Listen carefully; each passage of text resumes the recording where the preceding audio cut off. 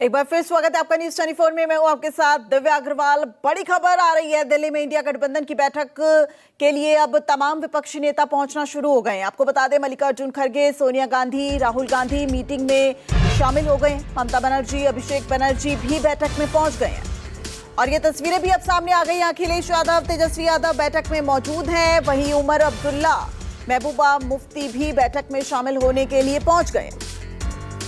Derek O'Brien, Kapil Sibal बैठक में मौजूद है। हालांकि डीएमके और आम आदमी पार्टी ने इस बैठक से दूरी बना ली है। प्रतिक्रियाएं सामने आ रही हैं। क्या कुछ प्रतिक्रियाएं हैं, सुनिए। कहता हूं कि बहुत दिनों बाद इतने कैमरे और इतने प्रेस के साथियों से मिलने का मौका मिल रहा है। क्या एजेंडा है, क्या बातचीत, अब जब पहुंचेंगे तभी तय कर पाएंगे कि क्या बातचीत में और हम लोगों ने फैसले क्या लिए हैं। लेकिन बंधु राष्ट्र बने, हमारी कोशिश होगी बंधु राष्ट्र बने। बंधु राष्ट्र बनाने के लिए हम लोग आगे बढ़ेंगे।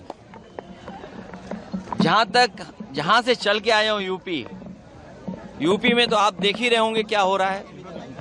अब तो महिलाएं भी नाराज हैं इनसे। डीबीटी के नाम पे जो अकाउंट में पैसे भेजे थे, अब सुनने में आ रहा है एफआईआर दर्ज हो रही है।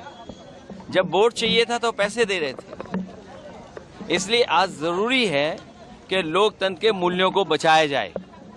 लेकिन राहुल गांधी के लीडरशिप को क्वेश्चन किया जा रहा है कि तो विपक्षी एकजुटता के उद्देश्य से ये बड़ी बैठक इंडिया गठबंधन की आज दिल्ली के कॉन्स्टिट्यूशन क्लब में हो रही है और वहीं पर मौजूद हैं हमारे वरिष्ठ सहयोगी रमन कुमार। सीधा रमन कुमार से बात करते हैं। रमन, बैठक का उद्देश्य क्या है, कौन से दल शामिल हुए हैं? क्योंकि कई जो दल ऐसे हैं जिनकी अभी भी मौजूदगी पर सस्पेंस बरकरार है। कह रहे हैं कि जिस तरीके से इंडिया गठबंधन की बैठक शुरू हो गई है और आपने अखिलेश यादव का बयान सुना कि अखिलेश यादव कह रहे हैं कि बैठक का एजेंडा क्या है, इसके बारे में उन्हें जानकारी नहीं है। बैठक में ही एजेंडा सर्कुलेट किया जाएगा और एजेंडा पर चर्चा की जाएगी और एजेंडा अप्रूव होने के बाद एक बड़ी प्रेस कॉन्फ्रेंस का भी आयोजन किया गया है। इसमें मल्लिकार्जुन खड़गे, अखिलेश यादव, ममता बनर्जी से लेके तमाम जो बैठक में शामिल हुए नेता हैं वो शिरकत करेंगे और प्रेस कॉन्फ्रेंस को संबोधित करेंगे।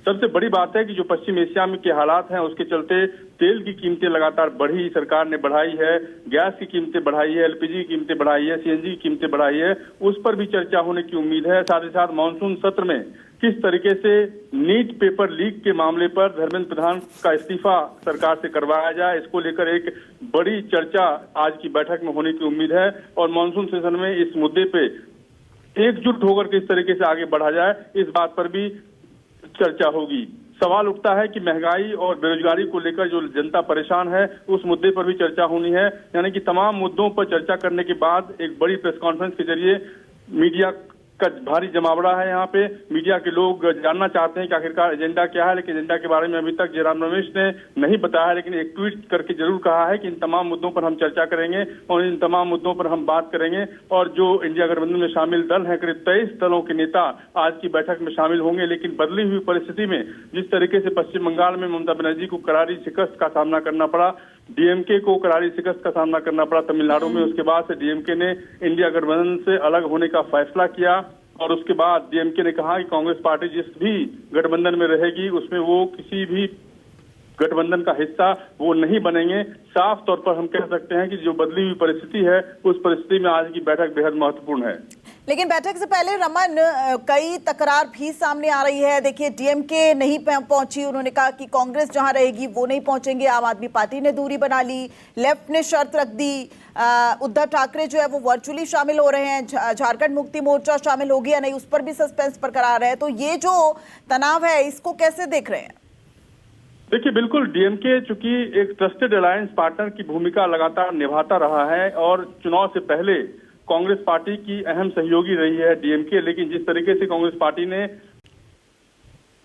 तमिलनाडु के अंदर टीवीके के साथ जाने का फैसला किया, विजय के साथ जाने का फैसला किया, उसके बाद से डीएमके नाराज है। डीएमके का कहना है कि डीएमके से कांग्रेस पार्टी के नेताओं ने एक बार बात नहीं की और इतना बड़ा फैसला ले लिया जो कि इतनी महत्वपूर्ण अलायंस पार्टनर थी, इतनी पुरानी गठबंधन का हिस्सा थी वो।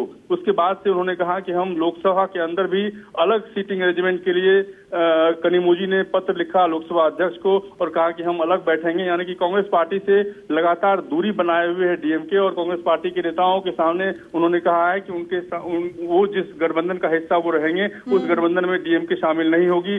जहां तक आम आदमी पार्टी का सवाल है, संजय सिंह का बयान आया था कि आम आदमी पार्टी इंडिया गठबंधन का हिस्सा नहीं है, इसीलिए उनके बैठक में जाने का कोई सवाल नहीं उठता है। हालांकि जेएमएम की तरफ से बैठक में प्रतिनिधि शामिल हैं और जो शिवसेना की तरफ से जहां तक बात आ रही है कि उद्धव ठाकरे जो है वर्चुअली शामिल हो रहे हैं, उद्धव ठाकरे की तरफ से कोई शिकायत अभी तक सामने नहीं आई है कि उनको भी कोई शिकायत है या नहीं। लेकिन साफ तौर पर ये कहा जा सकता है कि जो परिस्थिति उभरकर सामने आई है, उस परिस्थिति के बाद ये मीटिंग काफी महत्वपूर्ण मानी जा रही है। बिल्कुल रमन, और ये तस्वीरें भी हम अपने दर्शकों को दिखा रहे हैं किस तरीके से विपक्षी एकजुटता का उद्देश्य, इस बैठक का मकसद। और इस बैठक को देखा जाए तो लोकसभा चुनाव 2026 के बाद पहली बार इंडिया गठबंधन के कई बड़े नेता एक साथ यहां पहुंचे हैं। रमन, आपसे आगे भी संपर्क करेंगे। फिलहाल आपका इस पूरी अपडेट के लिए बहुत शुक्रिया। तो विपक्षी दलों की यह बैठक कांग्रेस के लिहाज से भी बेहद अहम मानी जा रही है। और आप देखिए तमाम विपक्षी नेता जो है वो एक मंच पर यहां पर नजर आ रहे हैं। दिल्ली के कॉन्स्टिट्यूशन क्लब में यह बैठक होने जा रही है और कुछ ही देर में बैठक जो है वो शुरू होगी।